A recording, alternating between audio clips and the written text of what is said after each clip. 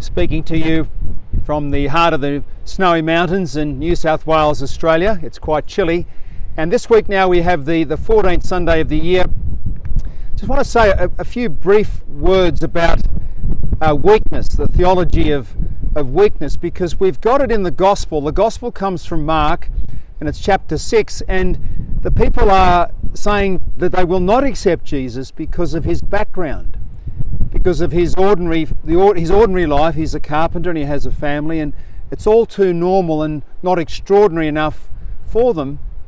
And so remarkably, they reject him, and it says that Jesus couldn't do many miracles there except for a few healings. So Jesus was too ordinary for some of the crowd, not necessarily for the disciples, but for some of the people observing his activity. And then we come to the wonderful second reading, which is St. Paul's letter to the Corinthians. It's the second letter, and it's chapter 12, and he says, in view of these extraordinary revelations, and Paul has been talking about the revelations that have been made to him. I guess he's talking about his awakening on the road to Damascus when he had an encounter with the resurrection of Christ. But he says, well, in view of the extraordinary revelations, to stop me from getting too proud, I was given a thorn in the flesh. He doesn't articulate what it was, but it's some form of weakness. And he said he pleaded with the Lord 3 times to have the weakness removed, but God said, no, my grace is sufficient for you. My power is made most of all manifest in human weakness. And so Paul goes on to say remarkably, so therefore I'm really content with all of my weaknesses, everything that's part of my weak, frail, vulnerable human nature.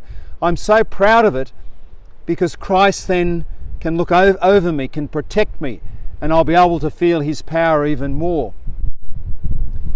This has always been countercultural, but even more so now in the scientific age and the age of the explosion of knowledge, where we think that human beings can do anything. I mean, young people are told, aren't they, that the world is their oyster. It's all a lot of nonsense, unfortunately, because sooner or later, all of us, every single one of us, from the greatest leader down to the person who seems to be most insignificant in society, we all come across the fact that we are rather vulnerable and rather weak. And rather than try and fight it, what Paul is saying, what Jesus is saying, is accept it, embrace it. And in the very act of embracing it, you will feel the power and the beauty of Christ come into your life with the mutual relationship which is ours. How about I finish with a reference to perhaps one of the finest pieces of art in the Western world by Michelangelo. It's, of course, David in Florence, and there's David completely and utterly naked. Of course, you know the story. He was going to fight Goliath and they had him dressed up in all the armour. He said, get rid of this stuff, it doesn't work.